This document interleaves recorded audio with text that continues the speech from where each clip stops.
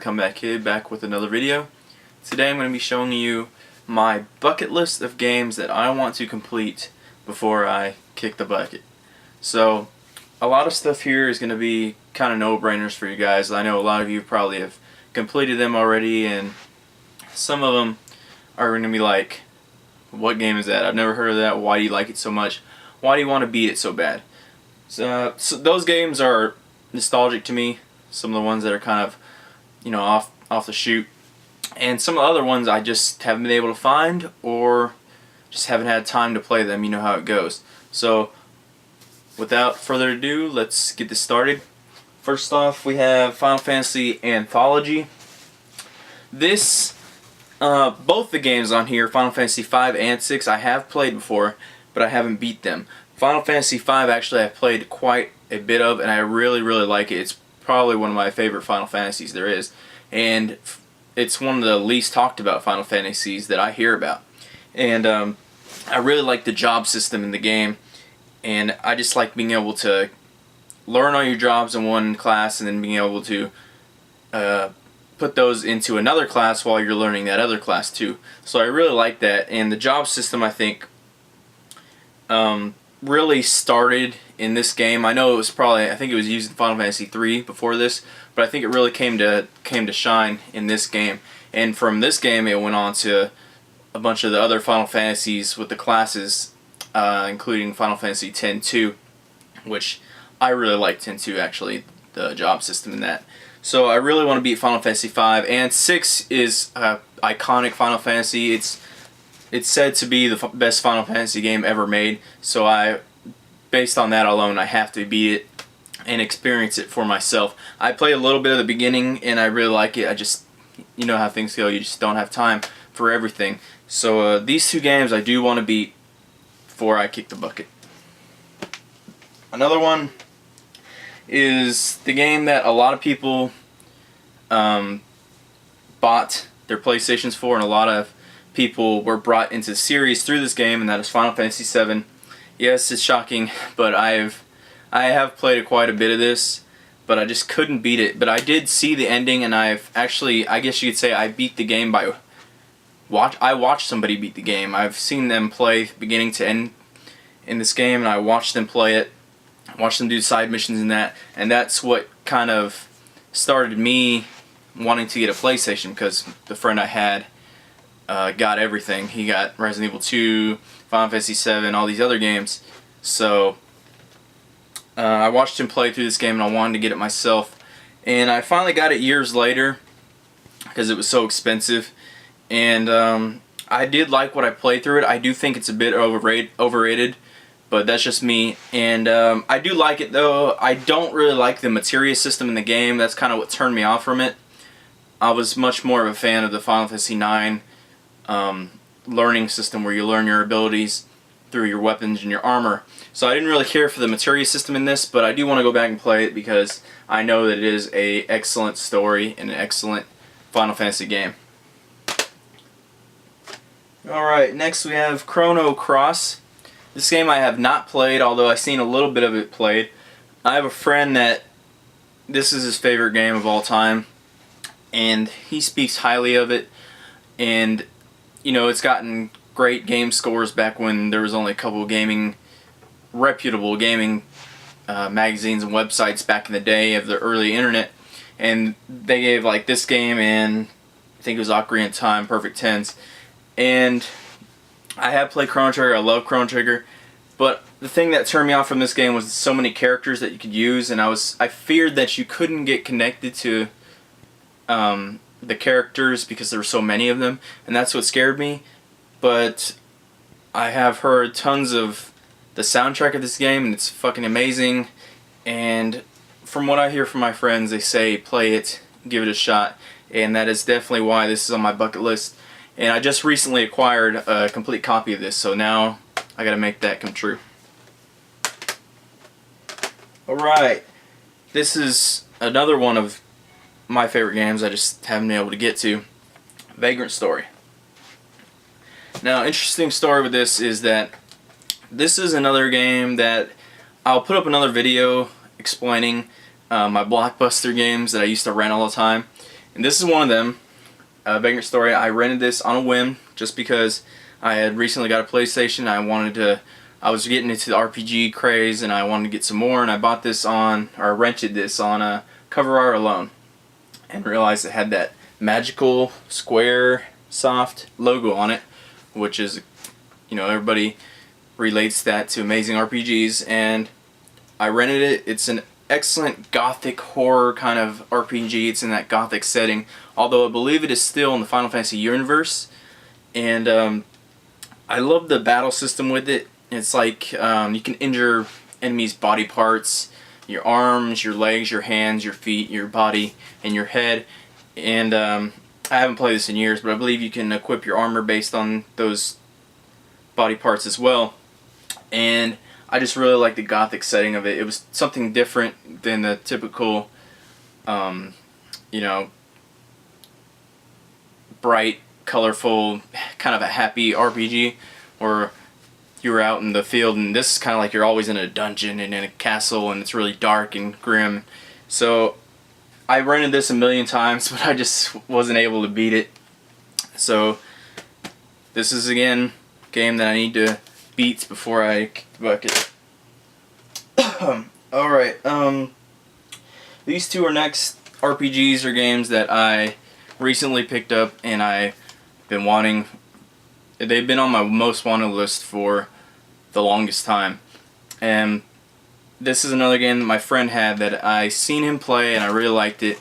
This is after he was done with playing Resident Evil 2 and playing Final Fantasy 7, and this seemed like a mixture of the two. And that game is Parasite Eve. It seemed like very similar graphical style to Resident Evil 2, but it was kind of an RPG. And putting those together was like a dream made in heaven for me. And I seen him play this, and I did get to rent it and play a little bit of it, although I was kind of new to RPGs at that time, so I didn't quite understand how to play it. But I did like the mitochondria kind of inspired story, and it seemed like kind of a survival horror-ish kind of a RPG, and it really intrigued me. So I was never able to actually beat this game because I didn't play it that much at all. But you know, I finally have a copy. I've been looking for one forever. It's not terribly expensive, but I was able to acquire this through a trade. So finally now I have it, and I have no more excuses. And along with that, I want to beat Parasite Eve 2 because that's also on my bucket list. But I won't start that until I finish this. And I also don't have a copy, so it's gonna have to wait. And this one I recently got about a couple weeks ago, and that's Metal Gear Solid. I have all these other games from the Metal Gear Solid series, 2, 3, and 4. I have them because I bought them when they were cheap and in hopes of playing them someday, but I wouldn't do it until I beat this one. This one just always was out of my grasp and out of my reach because game stores never had it for the price I wanted. I didn't want to pay too much for it, but I found it for a couple dollars, and now I get to play this iconic stealth action shooter. Everyone loves this game. Everybody talks about this game, says it's the best, one of the best games ever made, so I have to play it based on that. Alright. We have a couple Nintendo games. This one's going to be why do you want to beat that game? But that's Tom and Jerry for the NES. This is a very nostalgic game for me. This is one of the games I had when I was really young, because I had a Nintendo up until like 1996, and I had a Genesis and everything, but I still went back to my Nintendo, and I was still getting games for it. And this is one of the games I got just out of the blue, Christmas present. You know, my mom didn't really know anything about games, so she just got me whatever was cheap and whatever the game guy recommended to her. And this is one of them. Tom and Jerry's a really fun platformer. It's an action platformer. You play as Jerry and you throw mothballs at.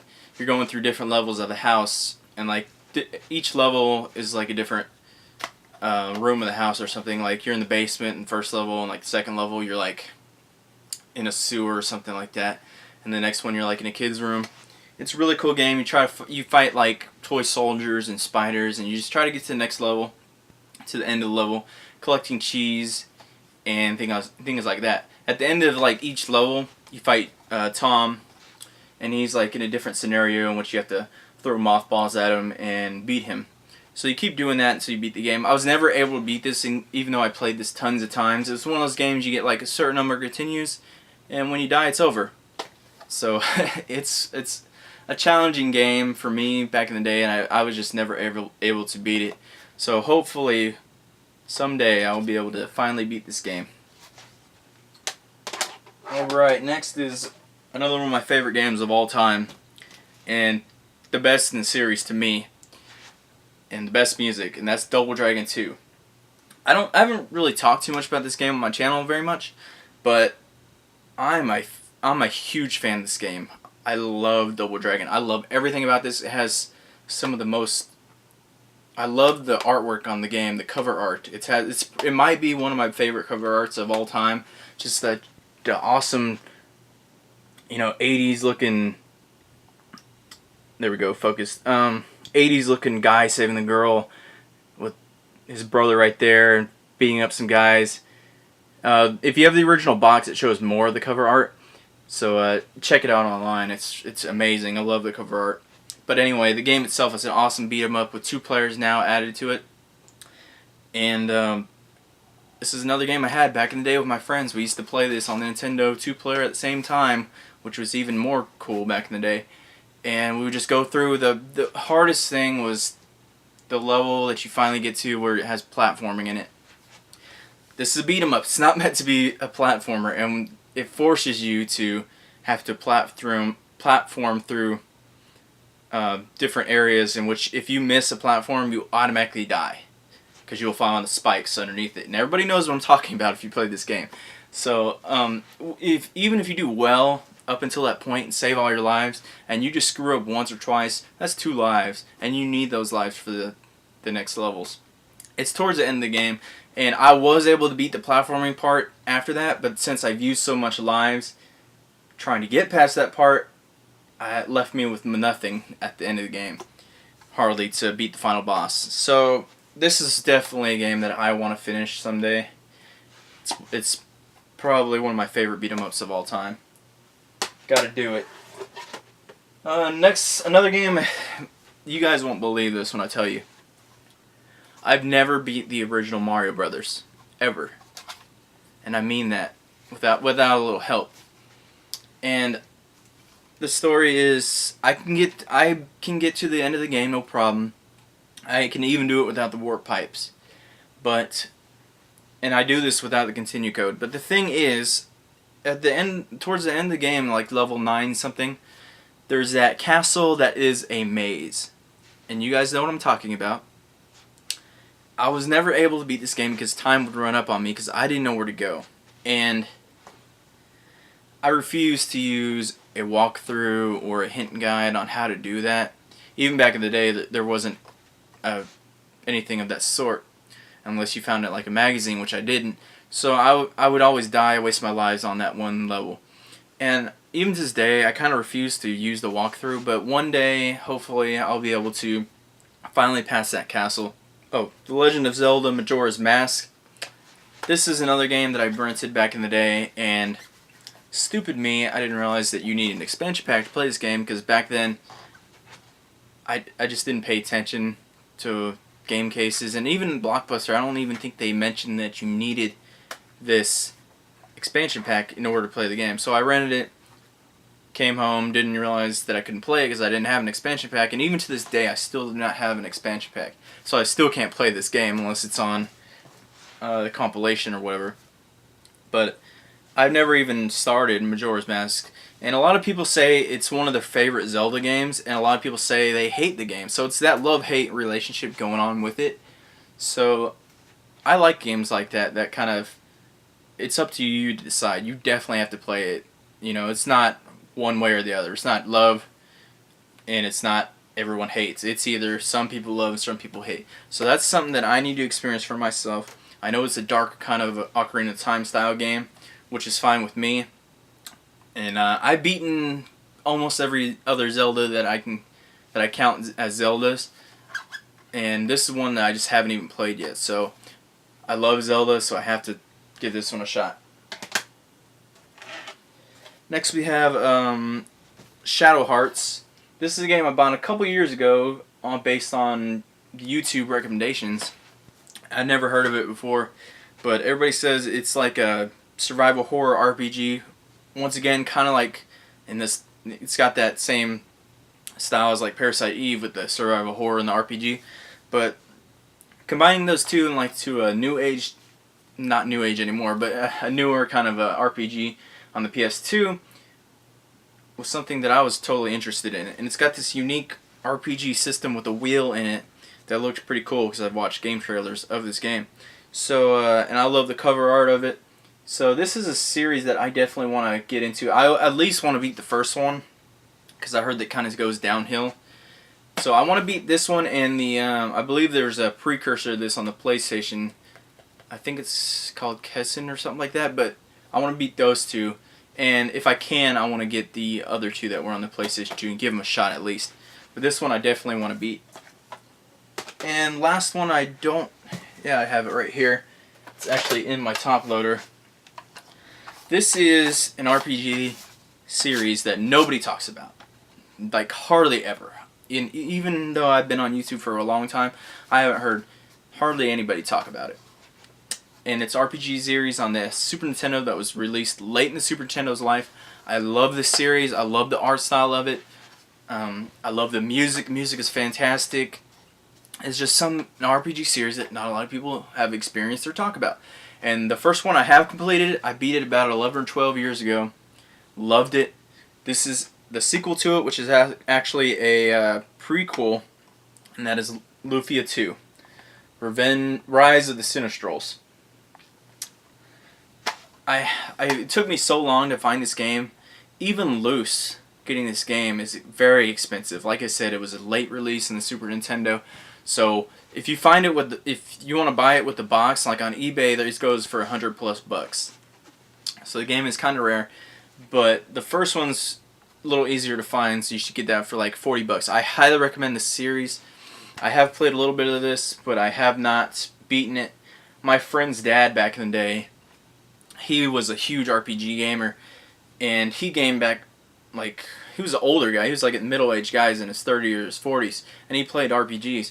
And he played like original Nintendo Final Fantasy, Dragon Warrior. Back in the day, he played Super Nintendo, like Final Fantasy 3, Lufia 2. This is the first experience that I had with Lufia 2 was watching him play it. And once my friend's dad was done with the games, he would let his son play them, but not before then because he didn't want to risk his game getting erased. Because back then, if the game got erased, you were out of luck. You had to start over. So, this game I watched, my friend was telling me about his dad. He had a story about his dad going through this game, and one of the side missions on this game is going to collect the Irish treasures, or Irish treasures, however you say it.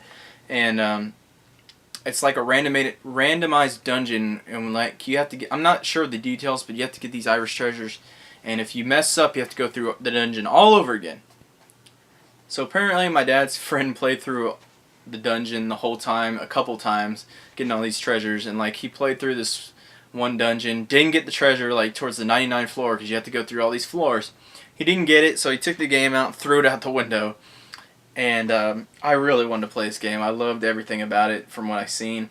I played a little bit of it myself just now when I got it, and I really enjoyed it. I think it might be better than the first one because it gives you an optional Pokemon aspect to it in which you can capture a monster and have him fight for you.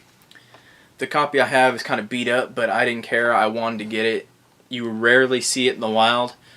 It's even hard to find on eBay. There's only like maybe 10 available on eBay at any given time. So finding this in the wild I had to pick it up because I wanted a physical copy. One day I really hope to actually have a box copy for myself, but this will do until then. So this is one game that I want to beat. If you haven't checked out the Lufia series, there was a recent remake on the DS. I heard it was garbage, so stay away from that. Get the originals on the Super Nintendo. They are an amazing RPG series. And if you're looking for another RPG series that you haven't played before or heard of, check out Lufia. I highly recommend it, and you won't be disappointed. So that is my bucket list of games, guys, that I want to complete before I die. Let me know what you guys think and do a video response maybe of some games that you guys want to complete before you die. Thank you for watching, and I'll check you next time. Peace.